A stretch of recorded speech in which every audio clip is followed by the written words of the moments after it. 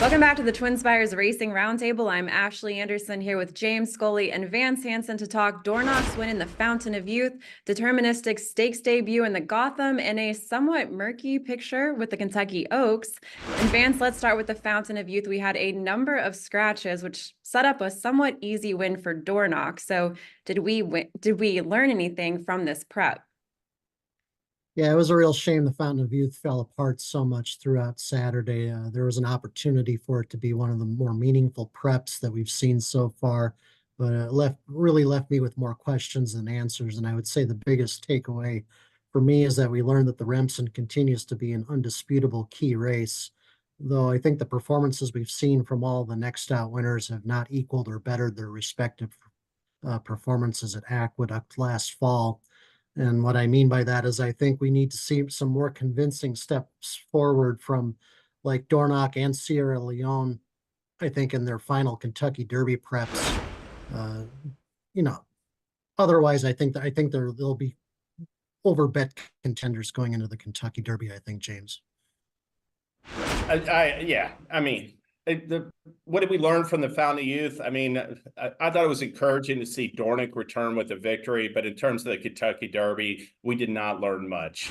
Basically, Dornoch didn't have to do much leading gate to wire in that race, and he wasn't trying hard. It seemingly, now maybe it was an illusion, but I mean, he gets to the far turn and he's just goofing around on a short lead, and this 27-1 long shot, Ladon Bro, who you referenced, he ran like last, got beat 30-some lengths in the Remsen. He had been terrible at two turns. He's a 6 furlong sprint type in my mind, and he put a scare into him. He rushed up to him on the far turn, drew even with Dornoch, made Luis Saez go to a full drive. Even in the stretch where he straightens for home, he doesn't change leads until like deep stretch. He's not very professional. He wasn't professional in the Remsen. He wasn't professional in the Fountain Youth. And, Vance referenced it. I mean, to me, as far as his Derby chances, we'll learn a lot more in the final prep. And seemingly, we're to the point in the schedule where there's only 9 U.S.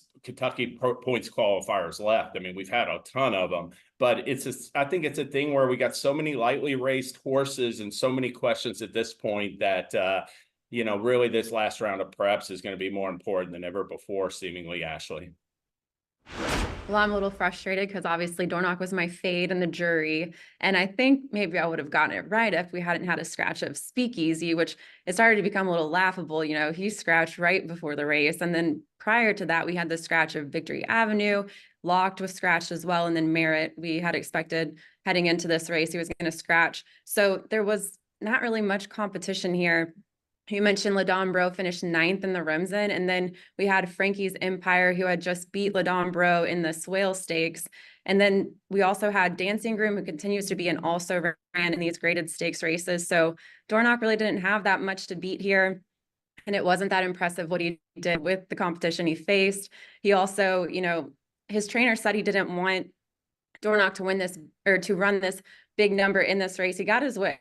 Dornoch able to set pretty pedestrian fractions to go gate to wire here. So I'm interested to see, he might go to the Florida Derby. He might go to the Bluegrass, face Sierra Leone again. So we'll wait to see what happens with that tougher competition. But right now I seem to be cursed. If I say that you should fade Dornoch, he keeps winning. So I'd like to break that curse. One interesting takeaway I'll mention real quick was after the race, they talked about it. He had been training him to sit off horses. All 3 of his wins now have come like leading every step of the way. But Gargan had said they're going to teach him to rate. They plan on having him sit off horses in future starts. And they couldn't do that when the top 3 contenders for Dornoch came out of the race, like you referenced. Both Victory Avenue for sure and Speakeasy would have been set after Victory Avenue came out. Speakeasy would have been the pace setter. So didn't get the race that he wanted, in a sense, a teaching experience, and puts a lot of pressure on that final prep. Well, let's talk about another Kentucky Derby prep, the Gotham, where Deterministic made his 2nd career start, his stakes debut, and won by 2 lengths. So, James, were you impressed by that win?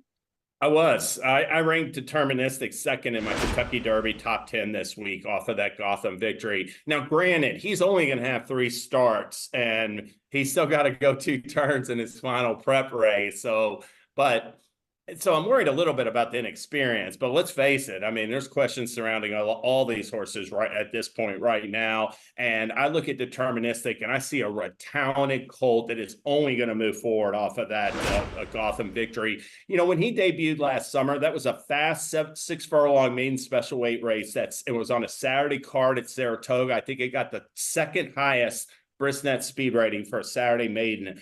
And he basically didn't break with the field. I mean, Joel Rosario had to go to a full drive. He made a real impressive run to run him down, but in the Gotham, he was more professional. He showed speed from the gate. He stalked just off the early leaders, and it did take him a little bit to find his best stride, but when he kicked it in the stretch, Vance, I love the way Deterministic finished up, and I think he has a bright future for Christophe Clement.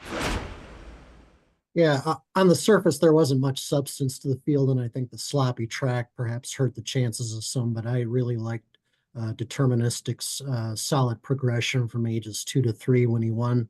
Given the fact he just had the one prior race and he hadn't run in nearly 7 months, that was a very credible performance. And as you alluded to, it's Christophe Clement, one of the most respected trainers in the business, who actually has never had a Kentucky Derby starter yet. He has won the Belmont Stakes with Thomas, but barring anything unforeseen, Clement's going to have his first Derby starter. And, we've seen horses like Mage, Justify, and Big Brown in the last 15 years or so win the Derby off 3 lifetime starts. So I wouldn't put it past this colt improving enough over the next couple of months to follow in their footsteps. Now, with that said, Mage wasn't really the same horse after winning the Derby. Justify went into retirement after winning the Triple Crown. So, for such a lightly raced horse, I question whether if he lasts the season or not. But as far as a Kentucky Derby contender, I think Deterministic is worth watching in the coming weeks, Ashley. But you mentioned it, he came off a long layoff and he improved his Brisnet speed figure from a 90 on debut to a 99. And that late kick does make it look like he can handle that 1 1/8 of a mile for the Woodward.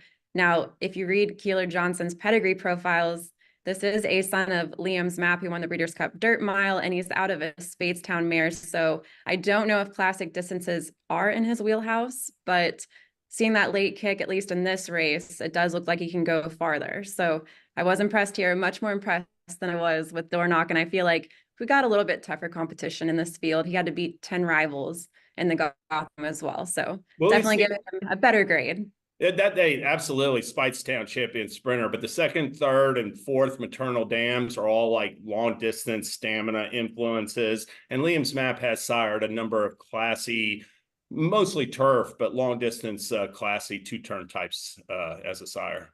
Right. Yeah. So not out of the question. So we'll see with the Woodward what happens there, which Liam's Map won that as well, I believe. What memorial? The Wood Memorial. He's going to the Wood Memorial. Okay. Yeah, Wood Memorial. I said it wrong. I had Woodward on my mind. Okay. All right. Well, Liam's Map did not win that. All right. Well, let's move over to the Kentucky Oaks prep races. We had the Devona Dale at Gulfstream. We also had the Busher Stakes at Aqueduct. So Vance, did either prep shake up the Kentucky Oaks picture? I think the biggest development in the Oaks this weekend didn't really come from the result of either of those races, but from the late scratch of Just FYI from the Devona Dale, which I really think puts her behind the 8 ball and making the Oaks in the best and most ideal position for her. We've had a horse like Malathot a few years ago win the Kentucky Oaks off a single prep, but at least in that filly's case, she had experience winning over 9 furlongs. So we'll find out where Just FYI shows up, in the coming weeks. But like I said before, I think, going into the Kentucky Oaks, a really tough race with just one prep is going to be difficult for her. And history is generally not on her side anyway. The last juvenile filly champion to repeat in the Kentucky Oaks was Silver Bullet Day 25 years ago. So it's a tall order for her, James. Yeah, I agree. I mean, that scratch was very disappointing in terms of her. She's running out of time. We're in March, and he was going to bring her back here, have one more race, and that's obviously now he might try to win the Oaks. Heck, I mean, with her missing this prep, she still has to come back and get get up past the fevers. So we'll see what happens. Also, the other thing in that race I thought was this Leslie's Rose. I mean, really promising filly for Pletcher off of her maiden and allowance wins 2 for 2 entering that race and was, odds on favorite. She didn't run well either. So, her stock took a hit, finishing third at like, I think she was 1 to 5 on the board, Leslie's Rose. I will mention the Busher real quick. Jody's Pride won that. It was good to see her come back. She did it the right way, but that race is a 1-turn mile. The real question with her, Ashley, I think it's going to be going 2 turns. Yeah, Jody's Pride and Fiona's Magic both had similar Brisnet speed figures here. We had an 85 for Jody's Pride, but she did get that muddy track. And then Fiona's Magic had an 86 Brisnet speed figure. Neither are that impressive. Just FYI, I had a 100 Brisnet speed figure winning the Breeders' Cup Juvenile Fillies. I agree with you all. Her not racing here leaves a lot of questions for the Kentucky Oaks. And Jody's Pride, I guess, is a little bit more impressive here because she was the post-time favorite. She was just a next second in the Breeders' Cup Juvenile Fillies. She got the job done as the post-time favorite. But again, those Brisnet speed figures just so light in both of these prep races. So I don't know if I should be too impressed with either of them. But if I had to give one, more of a chance, it would be Jody's Pride here.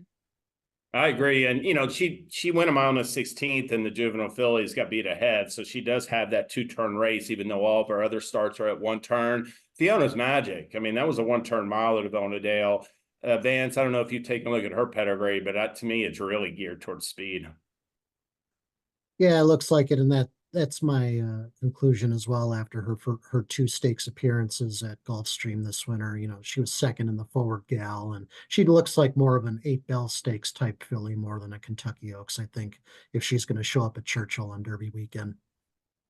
All right, well, that's all the time we have today for the Racing Roundtable. We'll be back next Tuesday with more stakes recaps, hopefully fewer scratches, and check us out on Thursday for our TwinSpires jury with our best bets and fades.